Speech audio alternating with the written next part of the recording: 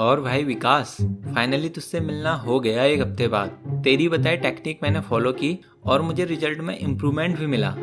फिर तो तूने सही किया जो आज मिल गया, क्योंकि मैं आज तुझे डिफरेंस बताने वाला हूँ प्रोडक्ट सेलिंग में और सर्विस सेलिंग में, यानी बिजनेस प्लान की सेलिंग में। हाँ यार, आज मैं पूरा टाइम निकाल कर लाया हूँ यही चीज़ सीखने के लिए। चल अब जल्दी बता दे। जैसा कि मैंने तुझे पिछले हफ्ते भी बताया था कि शुरुआत में प्रोडक्ट को बेचना ज़्यादा आसान है सर्विस के बजाय, लेकिन एक बार रेगुलर ट्रेनिंग से तुम एक्सपर्ट बन गए तो आसानी से बिजनेस प्लान में लोगों को ज्वाइन करा सकते हो। ज़्यादातर प्रोडक्ट सेलिंग में हम कस्टमर को सामने प्रोडक्ट दिखा सकते हैं। कस्टमर प्रोडक्ट को, पैकेजिंग को टच कर सकता है, महसूस कर सकता है, अपनी आंखों से प्रोडक्ट के फीचर पैकेजिंग में देख सकता है। जब हम फायदे बताते हैं तो उसे आसानी से समझ में आता है। कस्टमर के हाव भाव से तुम तुरंत जज कर सकते हो कि इस प्रोडक्ट की कस्टमर को कितनी नीड है। अगर अपने प्रोस्पेक्ट की ज़रूरत पर थोड़ी रिसर्च की जाए तो सेल्स रेट को आसानी से बढ़ाया जा सकता है। प्रोडक्ट की पूरी जानकारी, अच्छी कम्युनिकेशन लगभग आधा काम कर देती है, ये मैंने पहले भी बताया था। लेकिन एक बिजनेस प्लान को बेचने के लिए सिर्फ प्लान की नॉलेज से ही काम नहीं चलेगा, क्योंकि ये एक सर्विस है। इसलिए किसी भी सर्विस का बिकना सबसे ज़्यादा निर्भर करता है रिलेशनशिप पर। इसलिए insurance companies, banks relationship executive को हायर करते हैं ताकि कस्टमर के साथ रिलेशनशिप मजबूत करके बड़ी बड़ी सेल्स की जाएं। ऐसा ही रियल एस्टेट के बिजनेस में भी होता है। एक्चुअल सेल्स पिच से पहले या इनकम प्लान प्रेजेंटेशन से पहले कस्टमर को ढंग से समझने के लिए रिलेशन बनाना ही एकमात्र जरिया है। अगर कस्टमर को ज़रूरत है फुल टाइम वर्क की तो आपकी final sales presentation full time work के आधार पर ही होगी, और अगर कस्टमर को ज़रूरत है पैसिव इनकम की तो आपको प्रेजेंटेशन पैसिव इनकम पर जोर देकर करनी होगी, या स्टूडेंट हो तो करियर अपॉर्चुनिटी पर जोर देकर।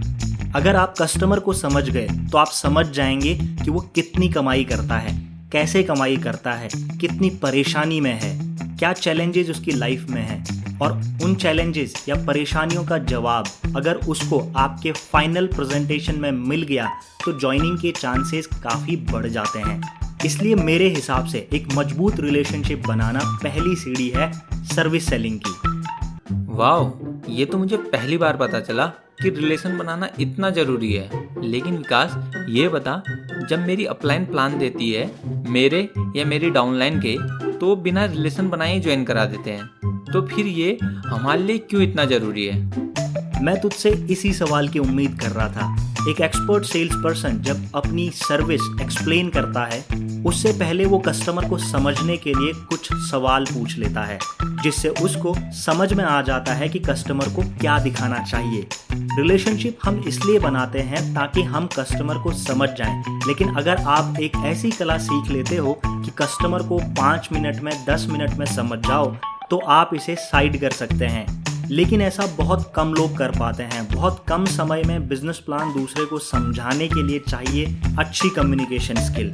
ये दूसरी बड़ी खूबी है जो सेल्स को काफ़ी हद तक बढ़ा देती है। कस्टमर को वो महसूस कराना जो दिखाई ना दे रहा हो, कस्टमर का भरोसा जीतना, उसका खुद की क्षमताओं पर विश्वास बढ़ाना, प्लान की पॉसिबिलिटीज़ दिखा पाना अच्छी कम्युनिकेशन से ही संभव है, और रेगुलर प्रैक्टिस से कोई भी इसे हासिल कर सकता है। इसके अलावा कौन सी चीज़ है जो सर्विस सेलिंग में मदद करती है?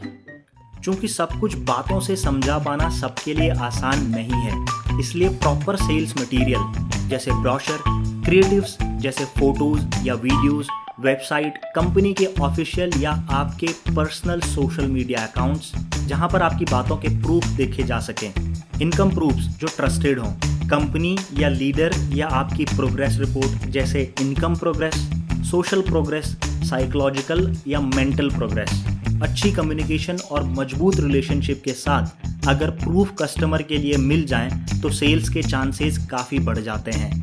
कुछ हद तक मैं इन्हें फॉलो करता हूँ, लेकिन मैं आज से इसे सीरियसली लूँगा। हाँ ज़रूर, और मुझे भी बताना कि तुझे फ़ायदा मिला या नहीं। तुझे ये नॉलेज अगर हेल्पफुल लगी हो तो द नेटवर्किंग शो की वीडियो में कमेंट करके उन्हें बता देना, और तुझे किस टॉपिक पर वीडियो चाहिए वो भी कमेंट में टाइप कर देना।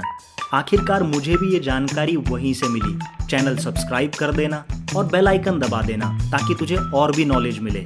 बस लाइक शेयर कर और मजे कर।